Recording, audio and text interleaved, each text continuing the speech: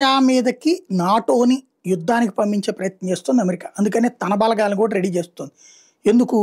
NATO వెళ్ళి Russia మీద యుద్ధం చేస్తే అప్పుడు రష్యా యుద్ధ విమానాలనే వాడుతుందా, బాంబులే వాడుతుందా, మిస్సైల్లే వాడుతుందా? వాడుతుంది.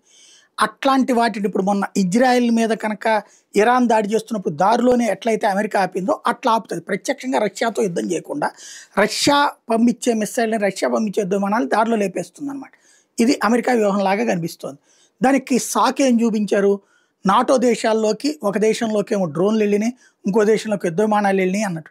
అవేమీ లేదన్నటువంటిది రష్యా చెప్పుకొచ్చింది. అయితే దాన్ని ఏదో యూఎఫ్ఓలు లేకపోతే గుర్తు తెలియని విమానాలు లేకపోతే అంతరిక్షంలోంచి వచ్చినాయి ఇట్లాంటి ప్రచారం కూడా జరిగింది. తాజాగా డెన్మార్క్ ప్రధానమంత్రి ఈ వాదనలను తోసిపుచ్చారు. నేను ఎట్లాంటి యూఎఫ్ఓలు చూడలేదు, ఏవి వచ్చినటువంటి దాఖలాలు కూడా తమ డెన్మార్క్ దేశంలోకి లేదు అన్నటువంటి విషయాన్ని తేల్చి చెప్పారు. ఇది ఏమన్నా ఉద్దేశపూర్వకంగా జరుగుతుందా అన్నటువంటి చూడాలి. China or non human intelligences ఎవరన్నా చేసి ఉండాలి ఏదన్నా ఇష్యూస్, దాన్ని ఏంటనేది చెక్ చేస్తున్నాం.